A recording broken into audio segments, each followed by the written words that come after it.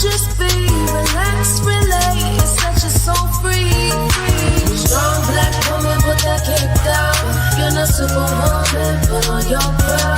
It's okay to cry, go ahead and breathe. Redefine the strength. All right, all right, all right. Thank you so much for tuning into another episode of the Strong Black Woman Support Group. This is a Mindful and Melanated podcast. I am your host, Regina Renee. I am the founder of Mindful and Melanated, the founder of the Strong Black Woman Support Group, and the creator of the Strong Black Woman Redefined Conference, the first and only conference that's exclusively for Black women's mental health in all of New England. And today, I have a very special guest with me, Dr. LaToya Gaines. Dr. LaToya Gaines is, first of all, a beautiful soul. We met via the internet years ago and got a chance to finally meet each other in person last year, actually at my conference. And so I'm super excited to have Dr. Gaines back on the show because tonight we're going to talk about how to hire a therapist. Yes. Right. We know finding a therapist just in general is hard. You have to find someone that's available, right? That's accepting new clients, one that is that takes your insurance, or one that has a sliding scale, whatever the case may be. But the added extra layer of finding a therapist for a Black woman is, I find it to be uniquely challenging because we have, like I said, the extra layer of our unique experiences, us being harmed, right? Through by other mental health clinicians, maybe some hesitation with dealing with like the medical industry in general. So that's kind of what we're talking about today.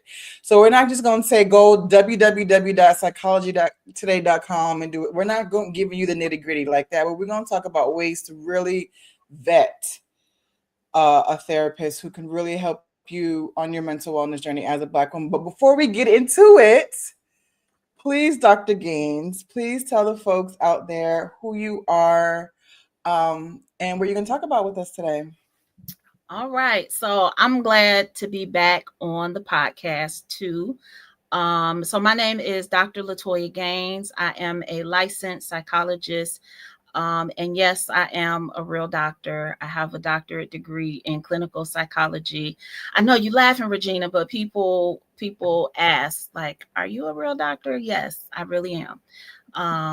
And I practice in Michigan. I have a private practice called Family Matters Counseling and Psychological Services, where I serve primarily Black women who are dealing with the strong Black woman syndrome. Mm-hmm. I also work with individuals, mostly Black women, but individuals, men, and teens and young adults who are dealing with anxiety, depression, trauma, maybe some family related issues. I'm doing a lot more family counseling these days with adult parents, and adult children. So that's been a lot of fun recently. I know, right?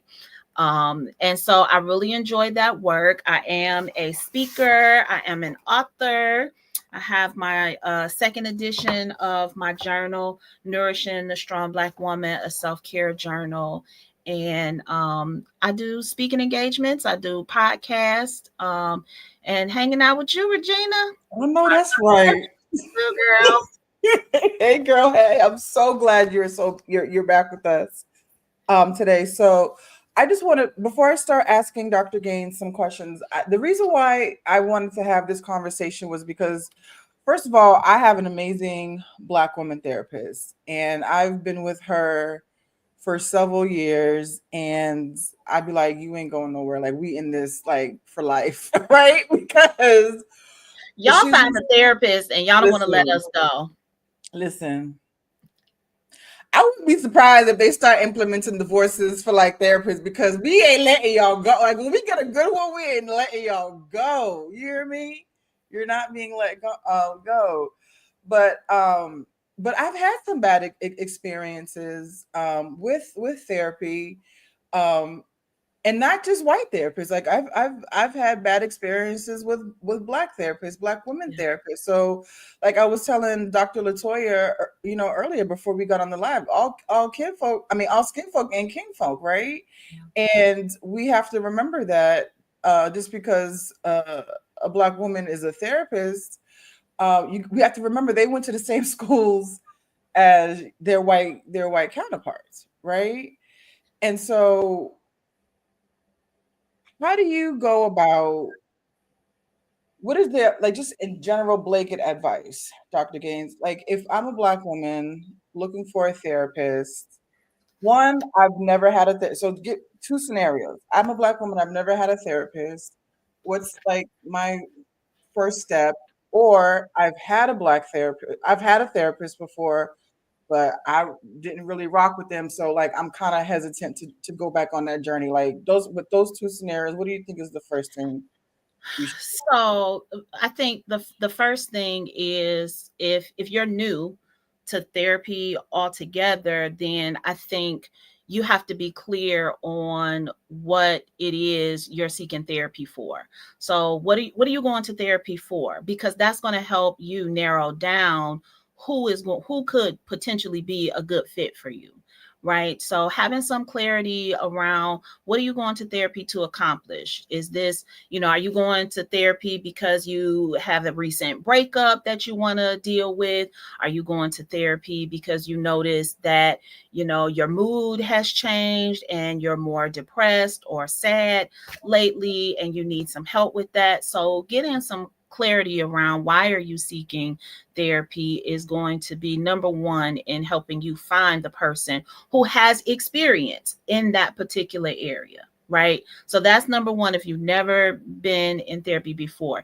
If you've had a bad experience or two or five, then what I will say to that is, find your fit, right? Mhm. Finding a therapist sometimes can feel like dating, right? You might have to kiss a couple frogs before you find the one.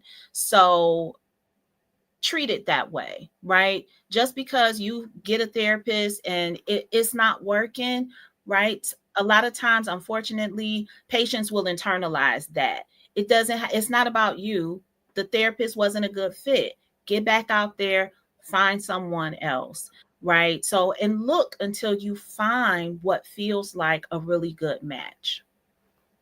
Yeah, that's really good advice. And I know this may sound like a lot, but it's super duper important because you want to make sure that this relationship is a productive relationship, right? And so I like the part where you said, first of all, figure out what exactly you want to get out of therapy, right?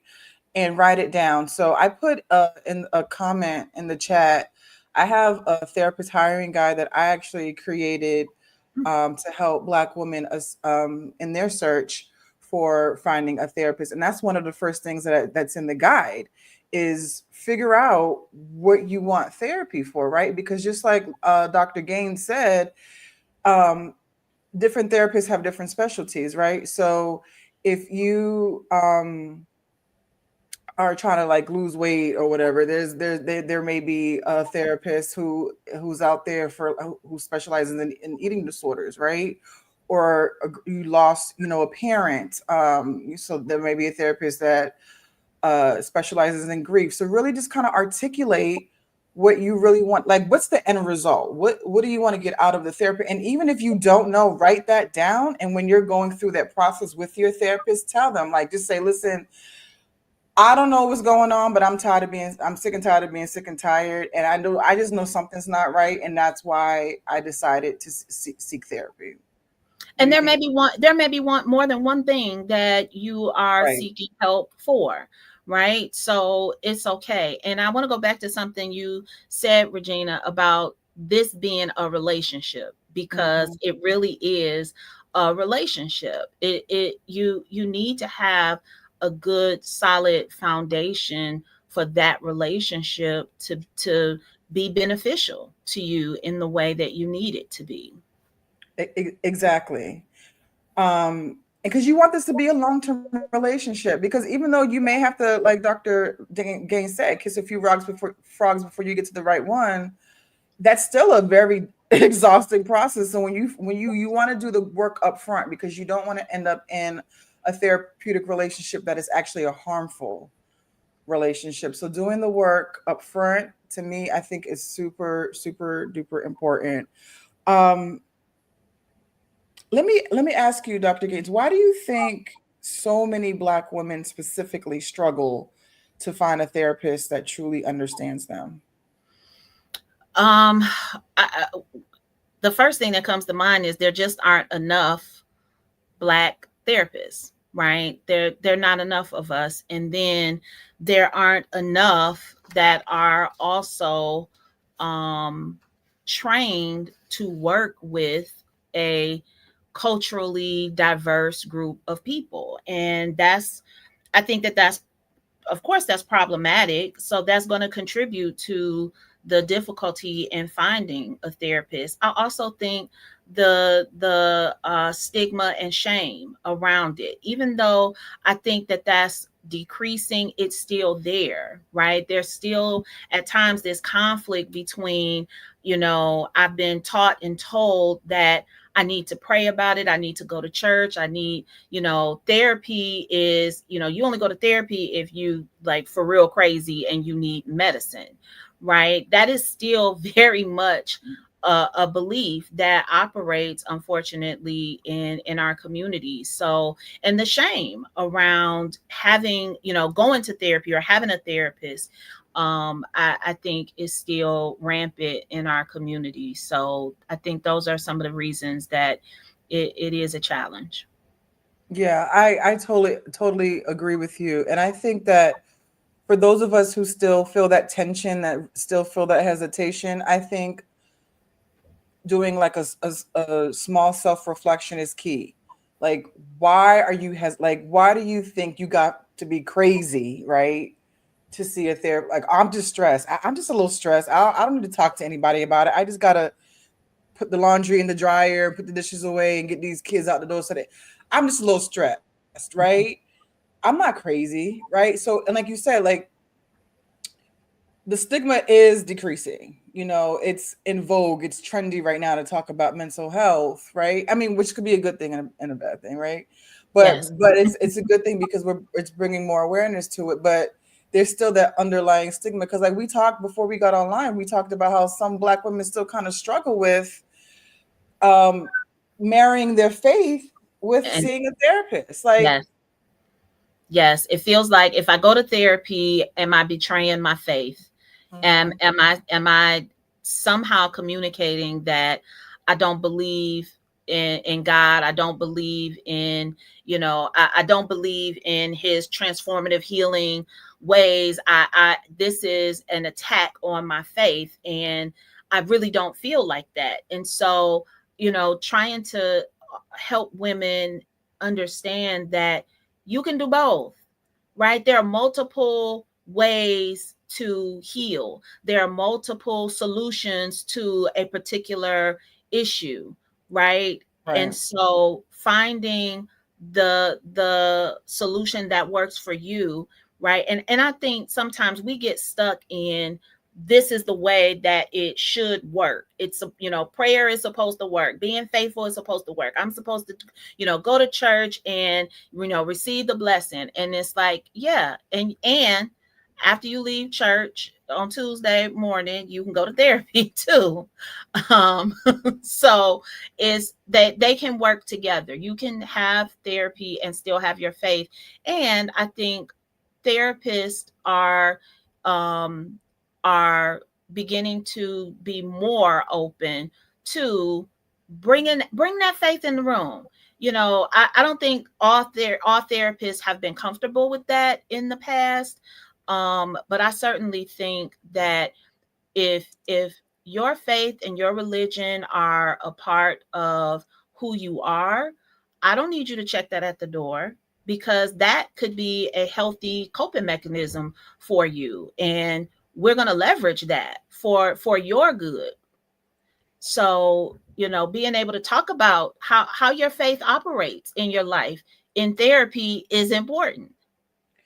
I totally agree with that. So, first of all, And I think that's another reason why we need to be mindful of like where we're searching for therapists, because there are a lot of directories out there, but there are also directories out there who that have categories like faith-based or Christian-based, where you can actually filter and find therapists, right, Yes. that don't mind bringing faith into the conversation. I Yes. saw a post on social media um, that some therapists were going back and forth on social media about whether or not politics should be discussed in therapy, and there was certain kind of therapists who were like, politics shouldn't be discussed in therapy. That doesn't belong in a therapeutic conversation. Whereas other therapists are like, what's happening around us right now is affecting a lot of people, and if I want to talk about this in therapy, I should be able to feel like this is a safe enough space where I can talk about my reproductive rights being stripped away from Thank me. You know you. what I mean? Like, Yes, so yes, that's yes, right. So these are things that we need to think about when we're out here searching for a therapist. It's not yeah. just, oh, they graduated from Harvard with a doctorate in psychology. Okay. And I'm not saying that's easy to do, but is that going to But help you navigate this world as a Black woman? yeah, yeah. I think all of it has room in the therapeutic space, right? And the truth is, as the therapist, I'm spending the majority of my time listening, right?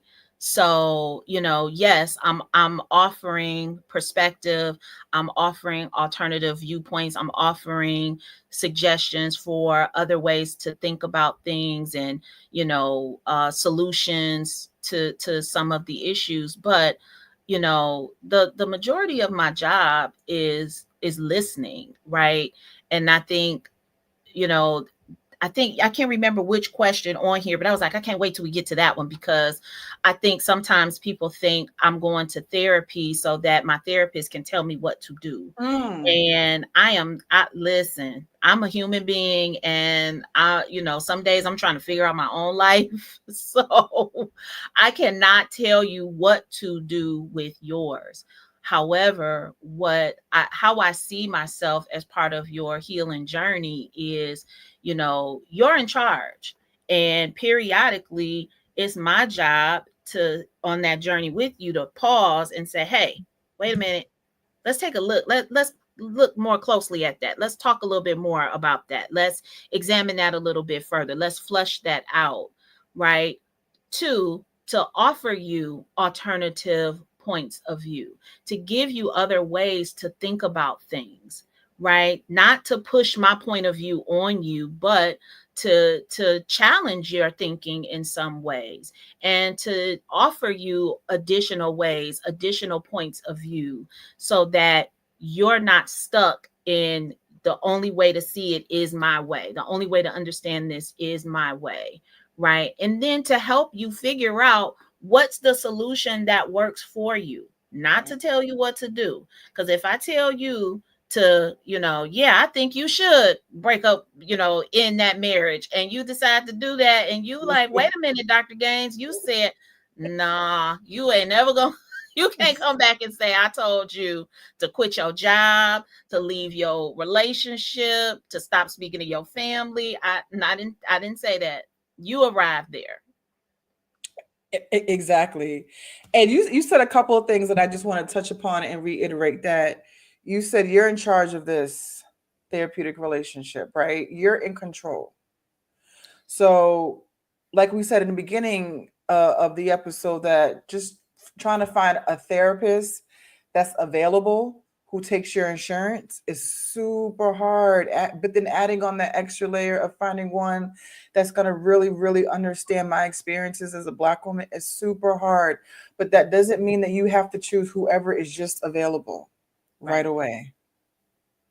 Yeah. You're in control of this. Yes, I think it's really important to feel empowered, and empowered not just in who you choose, but also empowered in saying, hey, I don't think this is a good fit.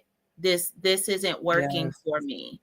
Right. And I think sometimes people stay with the therapist because, they're, I don't know, they don't feel like they have the right to say, I'm done, or this isn't working.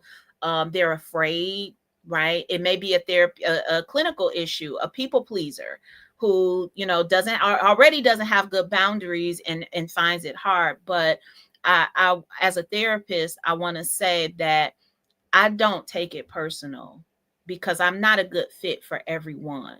So if someone, and it has happened, right? We get to a place and it's like, you know what? I really feel like I need help with this, and this, and I'm not sure, that you're going to be a good fit for this part of my journey. Right? Okay, that's fine. Or I'm ready to talk about this. And I may say, you know what, I don't have a ton of experience in that area. Let me help you find somebody who does. Or I've had the experience of having to tell my patient, you know what, for the issue that you're coming to see me about, there's a specific treatment for that. I have not been trained. I haven't been trained in that. Let me give you some referrals of individuals that I know who are trained in that and would be a better fit, right? I'm not being a good doctor if I am not using my clinical acumen to say, hey, this isn't the treatment for that.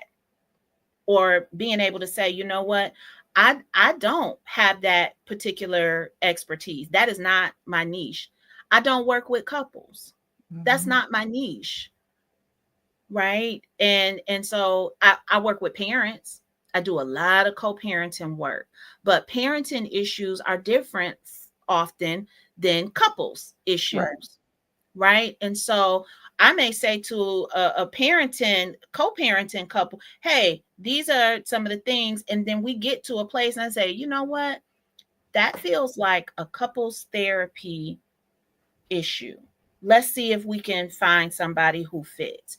Maybe even somebody that I can work with, right? So as therapists, we too have to be willing to say, you know what, this probably isn't a good fit.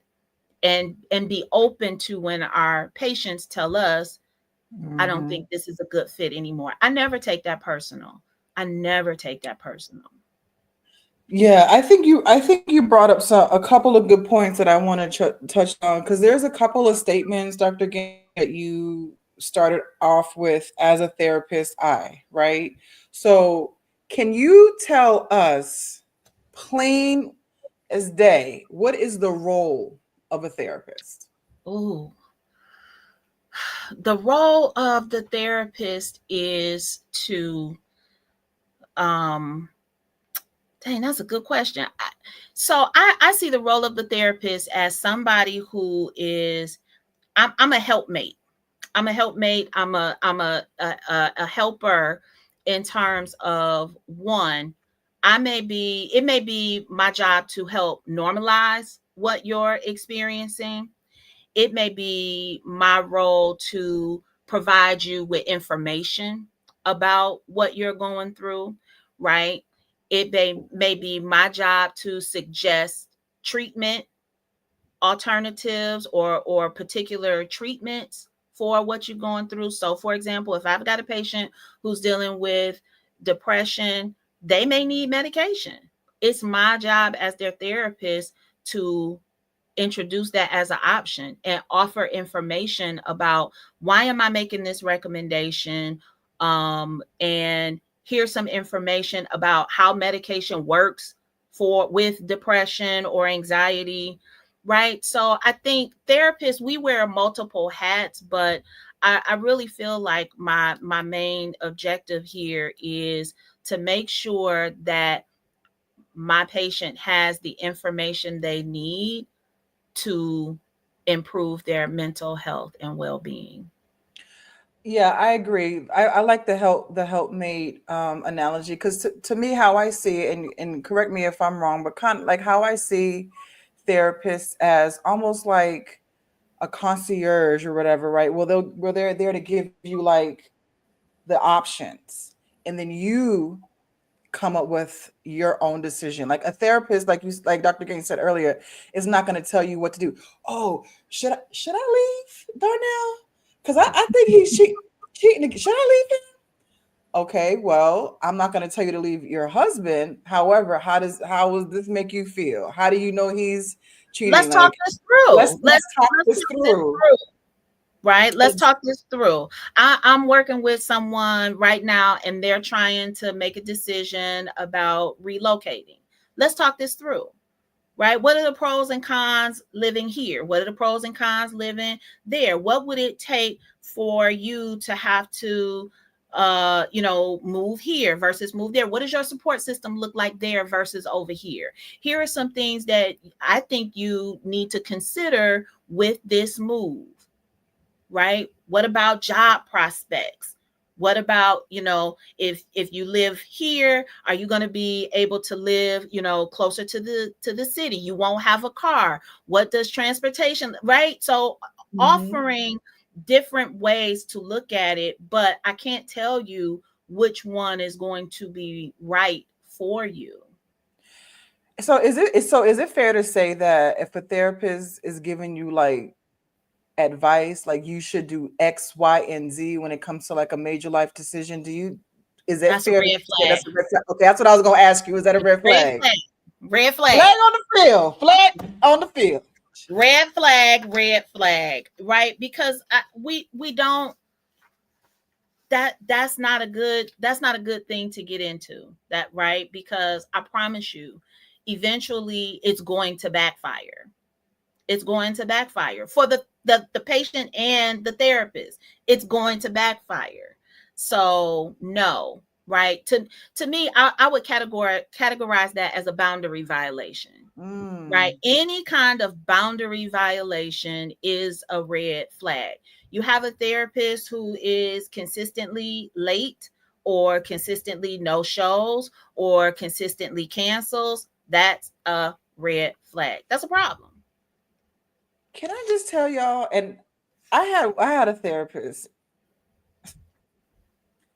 This chick was constantly late or had a last minute need to reschedule. And then when I had to remove myself, like had to end that therapeutic relationship, she gave me all kind of attitude. And I'm like, ma'am, Red flag. ma'am. Like I understand life happens. Yes. And then mind you, she was like, well, you were late, or I forgot what she said. She either said you were late to a session or didn't show up for a session or something like that. Okay, in my intake, I clearly said I was depressed and I'm having issues with concentration and my memory, right? And so, and I'm not saying that was a good enough excuse for whatever time that she said that I didn't show, but it's like I'm the patient. Man, And we like, both gotta be we both have to be accountable, right? We both have to be accountable. And I would struggle with holding you accountable to time if every appointment I'm 15 minutes late. How would I hold you accountable to the time we agreed to if I'm 15 minutes late every week? right. That's a problem. That's a boundary violation to me. Anytime your therapist is dismissing or minimizing your experience, that's a red flag. That's a red flag. Especially if it's dismissing your racial or cultural experiences, right? I treat my patients like you're an expert on you. Right. I can't tell you about your experience, right? You get to define that for yourself. So anytime you're feeling dismissed, that's a problem. Um, Another kind of boundary violation is oversharing. Right now, here's Mm. oversharing is I've had a lot of patients who have come to me and they said, part of the reason that they left their previous therapist was because it started to feel like a friendship, or it felt like I was their therapist. And I'm like, whoa. Now, don't get me wrong. Therapists may share some things personally that may be helpful to you, or may help you relate to them, or help explain a point, or you get what I'm saying. Yeah. But if we sitting around, like two girlfriends hanging out, and your therapist is talking more than they're listening, and talking more about themselves and their life than listening to you about yourself and your life, red flag. It's a red flag. That's the big red flag too. Yeah, I'm struggling because I think that nobody wants to go to talk to somebody who they don't feel like they have a knowing of. Mm, But your patient shouldn't know all your business. yeah. You know what I mean? Yeah. So, because I do think I don't want to sit across from somebody who is some kind of blank slate. Like that's not helpful to me, right? But I also don't want to pay to come and talk to you, and you doing most of the talking.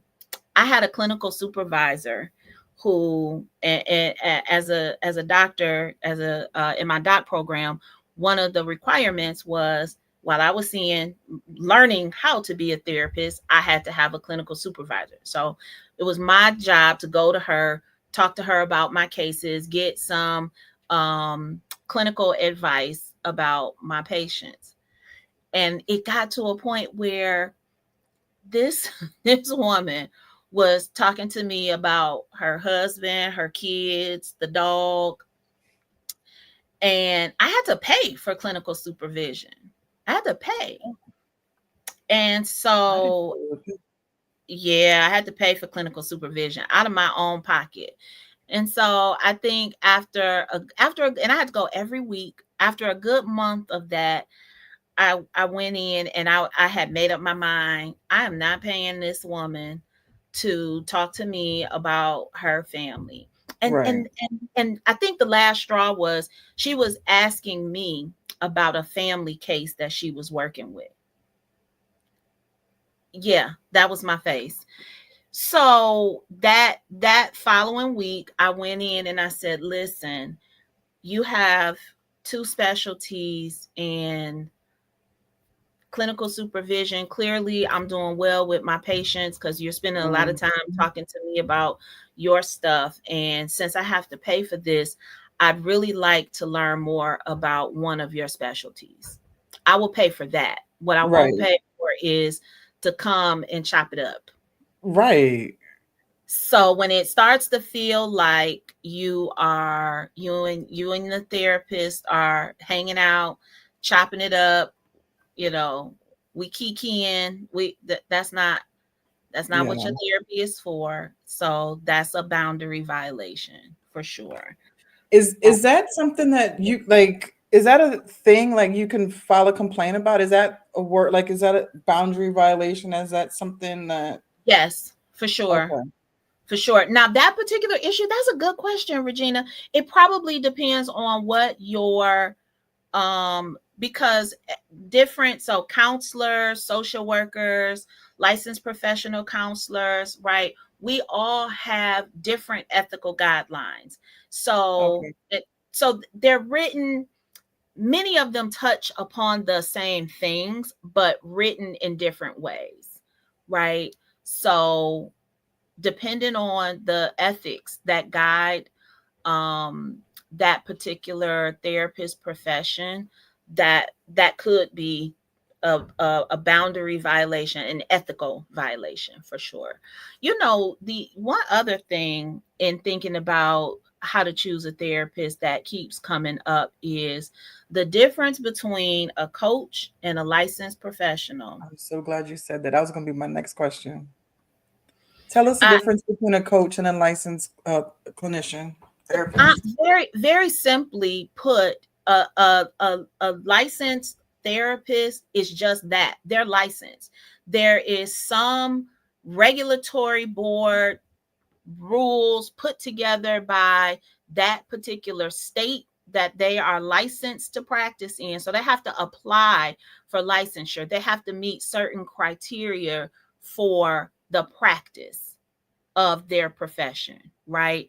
Coaching, yes, coaches can get training, they can get certificates, um, they can get certified. However, there is no licensing body that they apply to become licensed in that way. I hope I'm Right. making sense. I want to explain it Yes. in a simplified way. So I think another way to differentiate a coach and a therapist is one, a therapist can only practice in the state in which they're licensed, right? A Yes, licensed therapist has to be credentialed in order for your insurance, um, in order for them to take insurance, right? So they have to go through a credentialing process. And the credentialing yes, process basically means they check to make sure there's no issues with their license. They verify their education.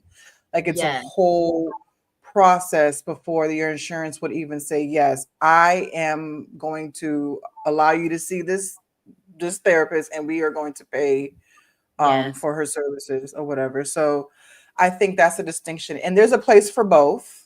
There's a yes, place for both. But if you another for me, another red flag is if you see um a life coach that's positioning themselves as a therapist, because there's two different types of relationships, is two different types of programming, if you will, that they yes. The go goals are through. different. The goals are different. And don't get me wrong, I think coaches have a place, right? And there are times when working with them it would be appropriate. But I think too often coaches are positioning themselves as therapists, and prospective patients or prospective clients aren't savvy enough sometimes to know the Right. difference, right? They don't know what question should I ask to get at this, right? Where are you licensed? Where'd you get your degree from? Right? What state are you licensed to practice in? Right? Exactly. It, So it that could be one way of getting to, are you a coach or are you a licensed mental health professional? right. And that's actually one of the questions I have in my therapist hiring guide. Is this therapist licensed in the state in which you reside? Are they actually licensed? So I just want to pause for a second. We do have a question from one of our viewers. Hey, Taryn. So Taryn has a question for Dr. Gaines. Is a quote unquote too much of a friend therapist good for your healing journey, or is finding someone the opposite of you better? I think so. Think about it like this: how honest are your friends with you, and vice versa, Mm-hmm. right? We don't, as much as we love our sister friends and our besties, our closest, our sister circle, all the things, right? We won't tell them everything, and sometimes we can't hear them giving us the feedback that we need, and they don't want to they don't want to put the friendship in jeopardy, so sometimes they don't say the thing that we need to hear, right? So as your therapist, I don't have to worry about that, Mm-hmm. right? Or at least not in the same way, right? So part of my job is to give it to you straight, to challenge the thinking, to say things to you that other people may not be willing to say, to give you that feedback, right? So if we're friends, the likelihood that that is happening is probably really, really small. And how we react to receiving feedback from our therapist versus our bestie or a close friend is going to be very different, right? Because what comes from our friend might feel like, oh, I told you that in confidence, now you judging me with it. Mm-hmm. Versus your therapist can offer it to you in a very different way, right? When I gotta call somebody out on a pattern of behavior, I'm able to establish, hey, a month ago we talked about this, and here we are again talking about it again. What do you think about that? What do you think that's about? Let's talk about that. Your friend can't do that with you. Right. Listen, my therapist had clocked my tea a few sessions ago, and I was like, ma'am, you right. And you right. I'm like, give me that notebook. You writing shit down. Give me that damn notebook. He was like, I remember on Yes. this. Yes. I'm like, why you bringing up old shit?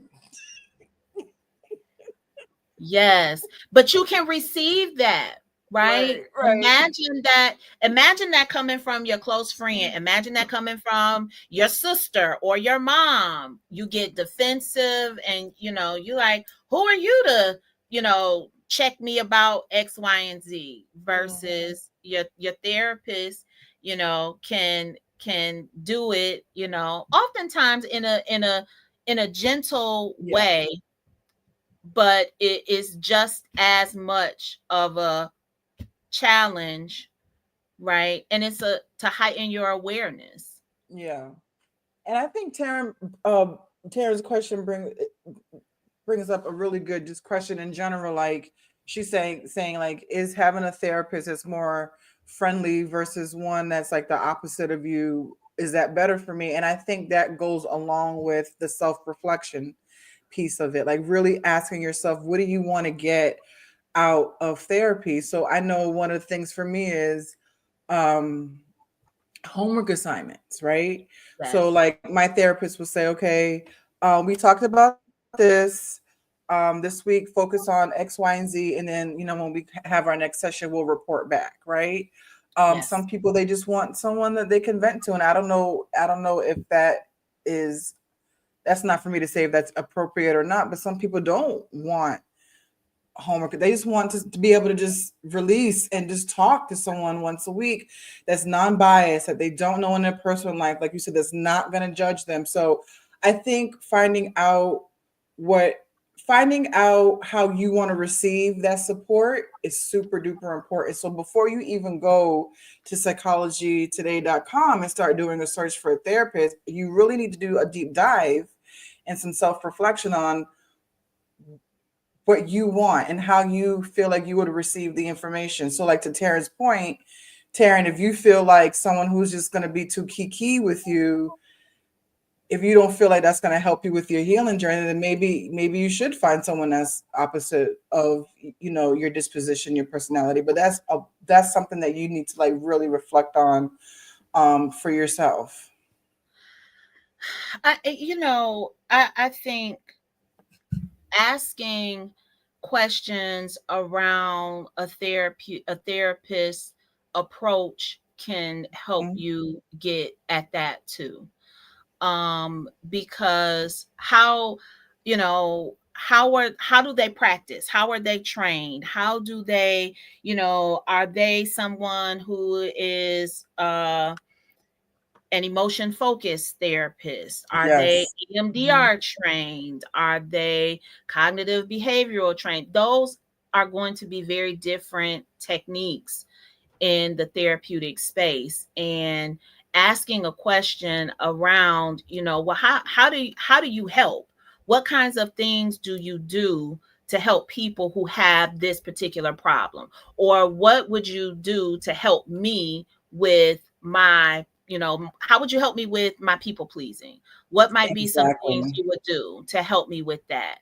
Right? What are some ways that you might help me have better boundaries with my family? I really need to work on that, right? So a therapist should be able to articulate, here are some ways that I help with this. Here are some, interventions I use. Here are some techniques I use, right? I'm really clear on, I tell people I'm going to give you homework. And Mm-hmm. now we can play around what that looks like. So if you're not somebody who enjoys journaling, then I probably won't give you journaling homework. I may give you, short something short to read and write a reflection about or talk about in the next session, right? So I can, pivot and and individualize those therapy sessions for you. But I know I'm somebody who firmly believes if you only come into therapy once a week, we've only got 50, 60 minutes together. Your life is happening outside of this room. So we got to be really, focused and concentrated on what's happening in this room so that you get what you need and you can take it out there and practice in the real world. And and then come back and say, okay, I tried this and this, I really like the way this felt or this worked, and then we talk about it, right? And then, okay, here's some more homework, right? So, and homework might be, practicing a new skill, or we role play a communication skill and you go and practice that, right? So it can look very different. But if you are somebody who is like, I just need a space to vent, um I think there are going to be some therapists who find that challenging, Yeah. myself being one of them. One, because I tend to be very solution focused. I want you to find your healing, and venting, while it's cathartic and it has its place, it doesn't solve the problem, Right. right? It doesn't solve the problem. Not only that, insurance companies don't pay for you to go vent. Listen. they they are not paying for that. So your therapist has to have a treatment plan, and that's another discussion to be had, right? Asking questions about, what is my diagnosis, because if you're going to therapy and you're presenting with your insurance, you have a diagnosis. Your Mm-hmm. therapist has to diagnose you, in order to, if you meet criteria, of course. But if you don't meet criteria, your for any diagnosis, your insurance will likely not cover that session, right? Yeah. So understanding, what am I being treated for? I know this is the problem I came in here for, but what am I being treated for? Let's talk about what the treatment plan is. And the treatment plan is just your goals. What are your goals for therapy? And having a plan for, how do we know when I've met my goals? How often are we going to review my goals and my treatment plan? Right. And so having setting a timeline for doing that shows that your therapy is organized, and you're more likely to get the outcome that you want. This is really, really good information. Okay. Like searching for a therapist is not just saying, oh, do they have virtual appointments? Oh, do they have Saturday appointments? Right. You need to see if they can actually support you with your concern. So, Dr. Gaines brought up a lot of good questions. I'm dealing with this. How do you typically support clients who are going through this? What are some of your modalities, right? So she mentioned CBT, so cognitive behavioral therapy. I personally don't like cognitive behavioral therapy. I feel like I've been harmed by it. I lean more towards DBT, which is dialectical behavioral therapy. So these are questions that you want to ask up front. And we keep saying, ask these questions. When do you ask these questions? During the consultation or the intake process. And I Both, know, right. both. Because I know for me, like I noticed during when I was not as self advocating as I was back in the Dizzy, right? I thought the intake process was just them asking me a bunch of questions and me answering that. And then they just decide what my diagnosis is and they decide what my treatment plan is going to be. That's what I thought the intake process was. Are you Mhm. suicidal? How many times have you thought about this? Do you have troubles with your ADLs? And I'm just like answering questions. It needs to be a two-way conversation Yeah. because you are hiring them. Yes. You are, like Dr. Gaines said in the beginning of the hour, you are in control. You are in charge of this process. So if in the beginning something is just not feeling right, something don't sound right, move on and vet another potential therapist, right? These are really, really good questions to ask. I know there was a question that I started asking um, when I got offended by a therapist who decided to take me on and then decided not to after he found out that I was dual diagnosis. So at the time, I was also suffering from alcoholism. Like I wasn't actively drinking at that time. But he was like, "Oh, I don't see people with addiction issues." And he said it kind of foul, so I Yes. took offense to it. But that is a question to ask up front. Yes. Is it like, do you deal with clients who have a dual diagnosis, who not only suffers with depression and anxiety or whatever the case is, but do you also deal with folks who have a what is it called? A core, Comorbidity. But yeah, see, thing. this is not language that most people will They, know. they won't.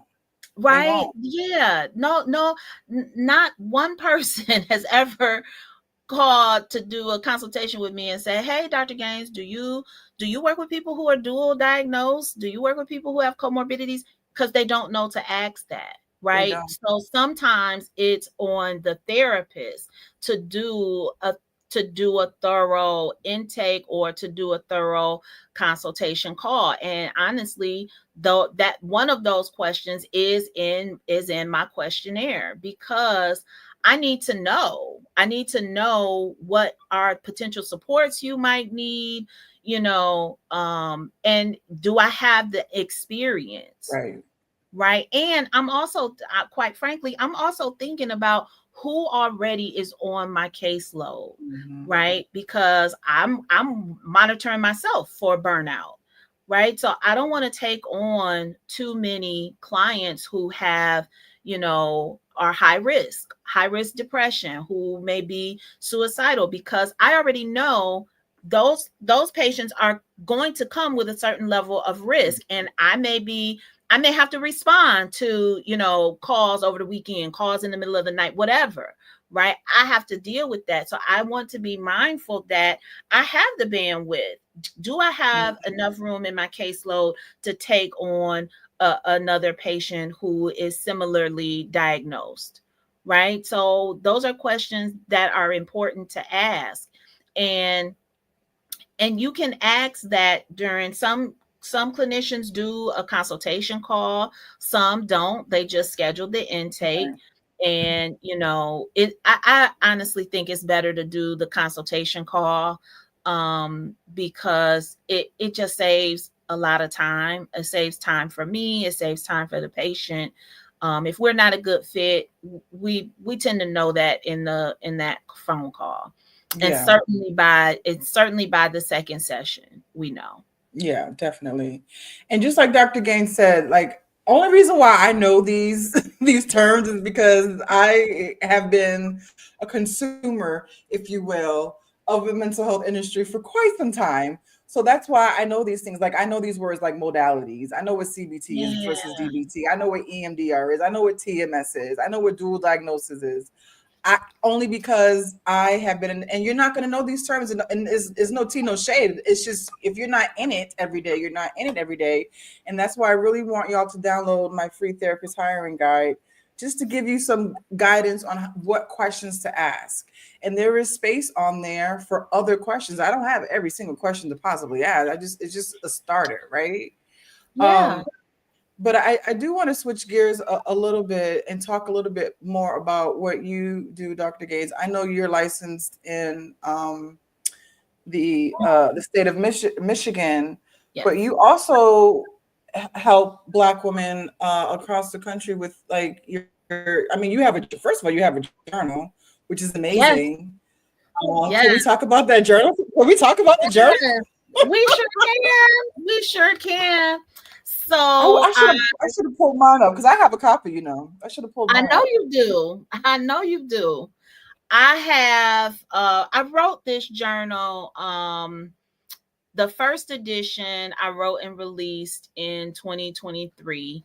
The second edition came out last April, and it hit Amazon's bestseller list. But it's a 7-week prompted journal. It has journal prompts, it has exercises, it has reflection activities in here, all designed to talk about the elements of being a strong Black woman and learning to let it go. We have to be able to take better care of ourselves. And this journal is one way to do that. I also have the 7-week group that goes along with the journal. I just started the second cohort on February 18th. And basically, what we do in that group is we take this journal a step further. We spend 90 minutes a week on Tuesday nights. And we talk in depth about how being a strong Black woman is showing up in our life, work, in our relationships, in our parenting. Where did we learn this and how do we let it go? And then I give additional resources, affirmations, so that you can begin to change your language around how you see and identify yourself as a strong Black woman, so that we don't pass this down to the next generation and the next generation. We got to let this go. And then I also have the email series. So if you aren't quite ready to commit to a 7-week group, the email series delivers a short video from me introducing an element of the strong Black woman and giving you journal prompts. It goes right into your email every single day, and it's a really good way to, if you're interested in journaling, or if you're interested in what the journal prompts might look like before you commit to the journal, you can get this free email series. And then I have the download, 5 ways being a strong Black woman is hurting you. And it just, yes, it talks about how this is harming us, right? Being a strong Black woman, for the most part, doesn't benefit anybody. It doesn't benefit us. It benefits everyone else. And so, understanding how being strong is hurting you is really important is the first step to saying, you know what? I don't want to do this no more. Yeah. I love it. And can I just say, I can personally vouch for Dr. Gaines. She is super amazing. She spoke at my 5th annual Strong Black Woman Redefined conference last October. So she flew out from Michigan to Boston It's to a lot of bless fun. us with her. Yes, I'm so glad you did that and shared your expertise and your knowledge with us. The journal is fire. Ladies, I will put the link to Dr. Gaines's digital download and the email series, as well Yes. as the journal. So I will update the YouTube link. I mean, the Thank YouTube description box, so that you guys can get access to that. I put it in the chat, but I don't know. Sometimes, like YouTube won't let you put like active you. links in the chat. So I don't Okay. know if y'all can actually click on it, but it is in the chat. But later on, I will definitely update the YouTube description box. So we are at almost at the top of the hour. Any last like thoughts you want to leave the listeners and watchers with respect to finding a therapist as a Black woman?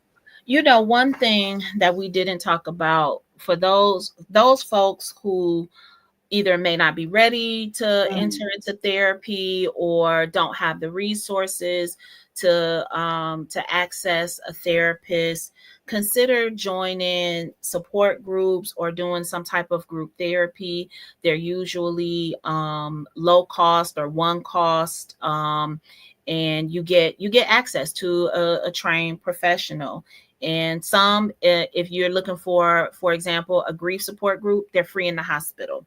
Mental health focused books and podcasts. My journal is one of those. But listen to licensed professionals who are doing podcasts.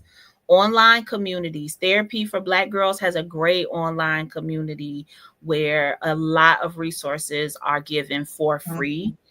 And then using guided self-help programs, and that can definitely be a good resource for you. So, and always inquire whether or not a therapist has a sliding fee scale. Many Yeah. therapists save slots so that they can serve individuals who may not be able to afford their full rate. Yes. Thank you so much for bringing that up. And because there are some therapists who don't take insurance at all. That's a whole nother topic about the whole red tape I got to go through to Yeah. even to be able to accept insurance.